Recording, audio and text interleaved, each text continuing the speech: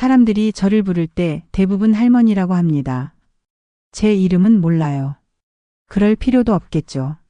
저는 그냥 매일 아침 7시면 쇼핑몰에 나와서 바닥을 닦고 화장실 청소하고 진열대 민먼지를 닦는 사람일 뿐이니까요. 서울 강남 한복판에 위치한 대형 쇼핑몰 현대백화점.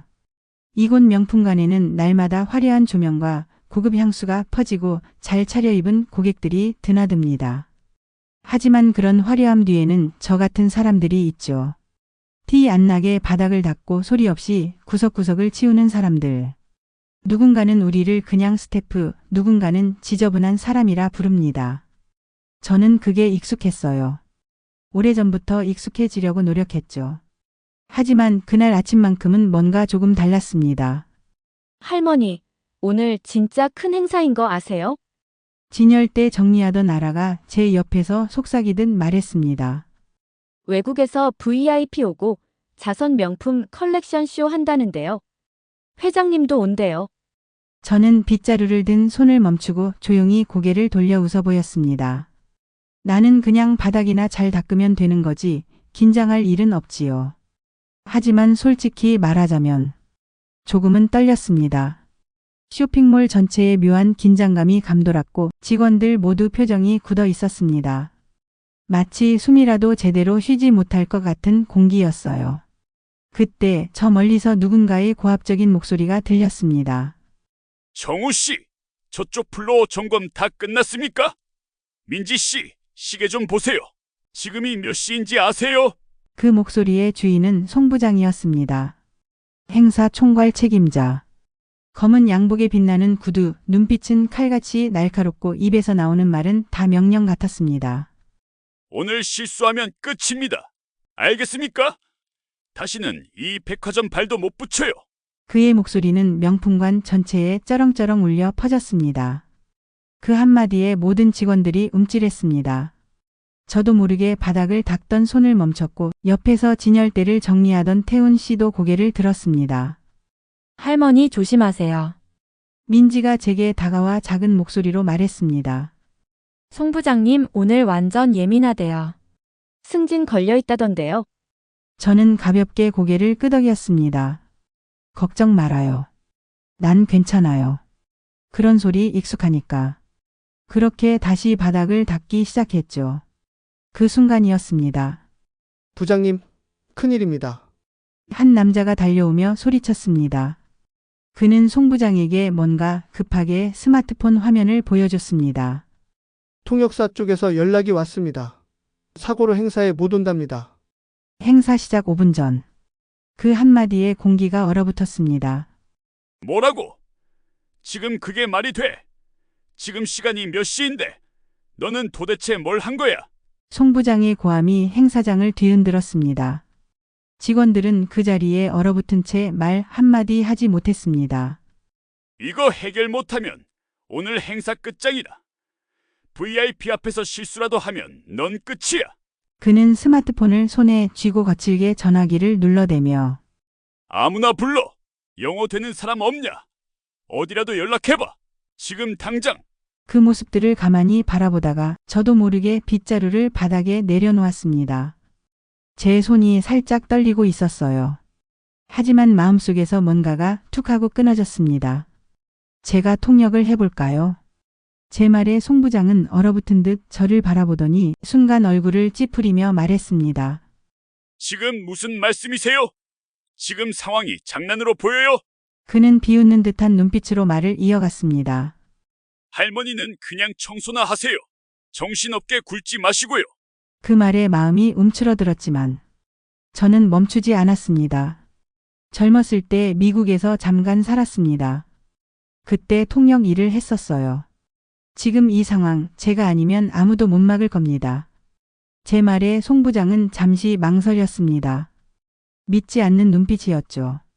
하지만 시간이 없었습니다. 행사 시작까지 이제 3분. 그는 짧은 한숨을 내쉬더니 말했습니다. 좋습니다. 그런데 잘못되면 난 책임 못 져요. 누가 시켰는지 묻지 말고 그냥 알아서 하세요. 정우 씨, 여성 유니폼 하나만 주세요. 민지가 소리치며 달려갔습니다. 저는 급히 복장 정리를 마치고 화장실 거울 앞에서 잠시 숨을 고르며 제 모습을 바라봤습니다. 깨끗이 빗은 머리, 낡은 얼굴, 하지만 눈빛만큼은 단단했습니다. 거울 속 제게 조용히 속상이었습니다. 정순아, 괜찮아. 할 수 있어. 잠시 후 사회자의 목소리가 행사장 안에 울려 퍼졌습니다. 자, 오늘의 하이라이트. 벨라비아 인터내셔널의 알렉스 밀러 대표님의 연설이 있겠습니다. 조명이 무대를 비췄고 VIP 대표가 천천히 걸어 나왔습니다. 그리고 저도 무대로 올라섰습니다. 그 순간 뒤편에서 수근거리는 소리가 들려왔습니다. 저 사람 청소하던 분 아냐? 진짜네. 매일 화장실 닦으시던 분 맞잖아. 설마 저분이 오늘 통역을? 등 뒤로 느껴지는 수많은 시선. 혼란, 의심, 조롱, 호기심. 하지만 저는 한치도 흔들리지 않았습니다. 수십 년 동안 그보다 훨씬 많은 시선을 견뎌냈으니까요. 무대 위에서 알렉스 대표가 입을 열었습니다. Ladies and gentlemen, it is truly an honor to be. 저는 숨을 크게 들이마신 뒤 또렷한 목소리로 말했습니다. 신사숙녀 여러분, 오늘 이 자리에 함께할 수 있어 영광입니다. 행사장은 일순간 조용해졌습니다. 그리고 그 순간 제 머릿속에 오래도록 잠들어 있던 장면들이 파도처럼 밀려오기 시작했습니다. 20살 무렵 저는 통역사가 되기 위해 미국으로 건너갔습니다. 가정 형편은 어려웠지만 그 꿈 하나로 모든 걸 버티고 있었죠. 낮에는 가사 도우미로 일하며 생활비를 벌고 밤엔 도서관에서 영어책을 끼고 살았습니다. 그러던 어느 날 엘리자베스라는 집안에서 가정부 일을 하게 됐습니다. 그 집은 따뜻하고 우아한 분위기가 흐르는 곳이었고 무엇보다 저를 가족처럼 대해주는 분위기였어요. 그 집엔 5살짜리 아들 데이비드가 있었죠. 처음엔 저를 경계했지만 이내 마음을 열고 저를 미스 정이라 부르며 따랐습니다. 우리는 함께 책을 읽고 퍼즐을 맞추고 공원에 갔습니다. 그 아이의 맑은 눈과 따뜻한 손길은 제가 세상에서 느끼는 유일한 위안이었습니다. 그러던 어느 날 밤이었습니다. 부엌에서 저녁을 준비하고 있는데 현관문에서 철컥하고 소리가 들렸습니다. 낯선 남자 둘이 집으로 들이닥쳤습니다. 저는 데이비드를 방 안에 숨기고 프라이팬과 냄비를 들고 그들과 맞섰습니다. 머리도 팔도 갈비뼈도 맞고 쓰러졌지만 결국 그들을 쫓아냈습니다. 온몸이 망가진 채 병원에 입원했을 때 엘리자베스는 제 손을 꼭 잡고 말했습니다. Why you are not just a helper. Why you are family. 그리고 데이비드도 제 손을 꼭 잡고 말했죠. Please stay with us. I feel safe with you. 그 순간 저는 이 세상 누구보다 큰 사랑을 받았다고 느꼈습니다. 하지만 그게 마지막이 될 줄은 몰랐습니다. 갑작스러운 가족의 병환 소식, 아버지의 위독, 동생의 학비, 병원비, 모든 걸 내려놓고 저는 한국으로 돌아와야만 했습니다. 그 후로 다시 미국을 밟은 적은 없었습니다. 통역사의 꿈도 어린 날의 약속도 모두 먼 기억 속에 묻어뒀죠. 그리고 지금 수십 년이 지나 나는 다시 통역사의 자리에 서 있습니다. 그리고 그 무대 위에서 그 아이, 그때의 데이비드가 제 앞에 서 있었습니다. 알렉스 밀러 대표는 연설을 이어갔습니다. 처음에는 준비된 원고를 읽는 듯 담담했지만 중반을 넘어서자 그의 목소리에 미묘한 떨림이 감돌기 시작했습니다. 그는 잠시 마이크에서 시선을 떼더니 천천히 주변을 둘러보며 말을 이었습니다. 저는 오늘 이 자리에 오기까지 한 사람을 잊지 못하고 살아왔습니다. 행사장 안의 공기가 바뀌었습니다. 사회자도 회장도 송부장도 숨을 죽인 채 귀를 기울였습니다. 어릴 적 한국에서 한 아주 특별한 분과 함께 지냈습니다. 그분은 저희 집에서 저를 돌봐주셨고 무척 따뜻하고 용감하신 분이었습니다. 순간 제 심장이 멈추는 것 같았습니다. 그는 말을 이어갔습니다. 어느 날 밤 저희 집에 강도가 들었습니다. 저는 너무 어려서 아무것도 할 수 없었지만 그분은 제 앞에 서서 온몸으로 저를 지켜주셨습니다. 그의 눈가가 젖어들기 시작했습니다. 갈비뼈가 부러질 정도로 다치셨고 그날 이후 그분은 조용히 제 인생에서 사라졌습니다. 감사의 인사도 작별의 말도 전하지 못한 채 말이죠. 그 순간 저는 무대 위에서 숨조차 쉴 수 없었습니다. 눈앞이 흐려졌고 목이 탔습니다. 그는 고개를 들고 제 쪽을 천천히 바라보았습니다. 그리고 오늘 그분이 제 앞에 서 계십니다. 바로 지금 제 연설을 통역해주고 계신 분이 그때의 그분입니다. 행사장은 일순간 정적에 휩싸였습니다. 모두의 시선이 저를 향했습니다. 송 부장은 눈을 동그랗게 뜨고 저를 바라봤고 민지와 태훈, 행사 스태프들도 입을 다물지 못한 채 얼어 있었습니다. 뒤편에서 누군가 중얼거렸습니다. 진짜야? 청소하시던 분이 그 사람이었어? 그 순간 저는 데이비드의 목에 걸린 펜던트를 보았습니다. 은은한 빛을 머금은 네잎 클로버 펜던트. 병원 침대 위에서 엘리자베스가 제 손에 쥐어주었던 그것이었습니다. 제 눈가에서 눈물이 주르륵 흘러내렸습니다. 데이비드는 무대를 내려와 제 앞에 섰습니다. 그리고 조용히 말했습니다. Do you remember me? 저는 그 한마디에 모든 기억이 파도처럼 밀려왔습니다. 수십 년 전 그 조용한 아이, 책을 읽어달라며 제 옆에 앉아있던 그 눈동자. 바로 그 아이였습니다. 저도 모르게 몸이 먼저 움직였습니다. 두 발이 저절로 데이비드를 향해 걸어갔습니다. 그리고 우리는 서로를 꼭 껴안았습니다. 데이비드 I remember. I never forgot. 행사장은 멈췄습니다. 모두가 숨을 죽인 채 우리 둘의 재회를 지켜봤습니다. 그 순간 모든 상처, 모든 고생, 모든 이별이 감사와 사랑으로 바뀌는 것을 느꼈습니다. 수십 년 만에 만난 아이는 이제 어른이 되었고 저는 여전히 그를 사랑하는 마음 그대로 그 앞에 서 있었습니다. 잠시 후 데이비드는 무대 위로 다시 올라갔습니다. 그리고 조용히 마이크 앞에 섰습니다.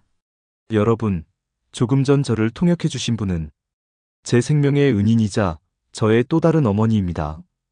그녀의 이름은 한지은입니다.